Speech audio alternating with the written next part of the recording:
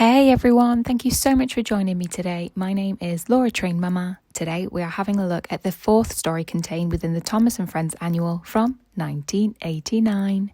The story we're looking at today is called Harold and the Landslide. When it rained, the other engines sometimes teased Duck. This sort of weather ought to suit you, they said, and Duck would laugh with them.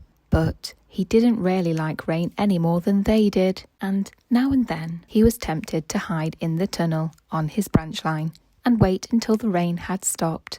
Then he remembered what had happened to Henry many years before and knew it would be silly. Besides, he always had passengers who wanted to reach their destinations and would be cross if they didn't, not to mention the Fat Controller. One autumn, the rain seemed to go on forever. Day after day it poured.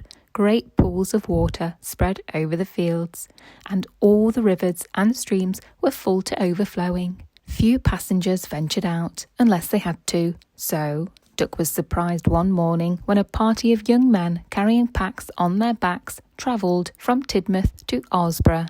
"Hikers," explained Duck's driver. "Probably on holiday, so they don't want to waste their time, even if it is raining." By the time Duck set out for Tidmouth again, it seemed to be raining harder than ever.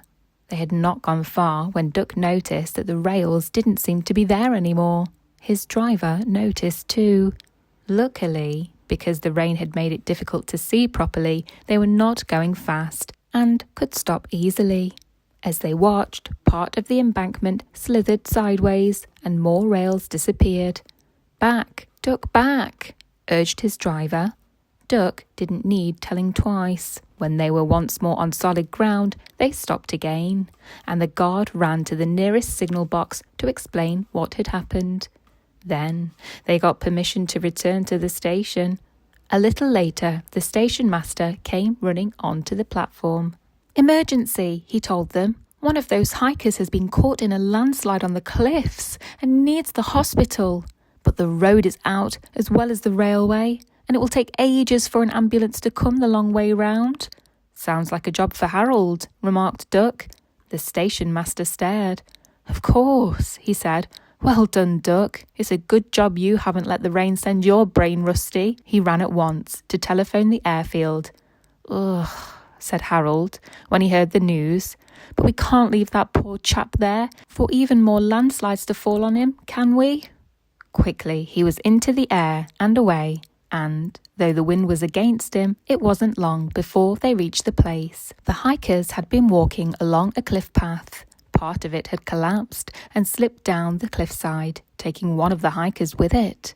Luckily, a ledge lower down had prevented him from going too far, but the fall had broken one of his arms, and, in any case, the cliff was too steep for him to have climbed back up.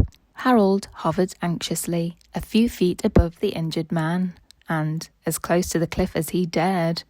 He was very careful because, near cliffs, there can be sudden winds which might blow an unwary helicopter into trouble.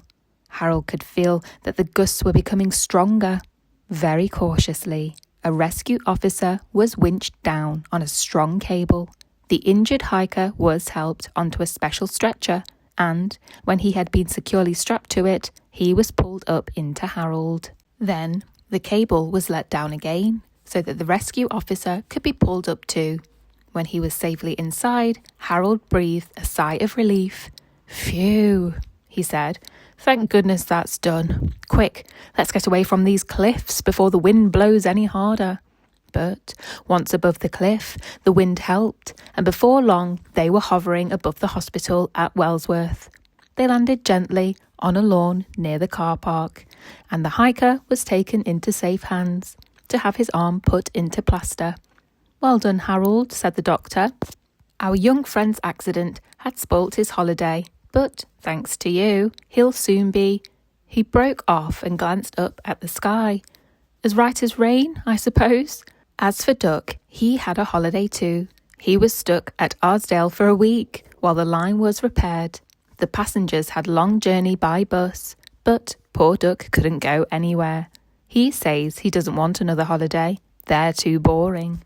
That brings us to the end of the fourth story contained within the Thomas and Friends Annual for 1989.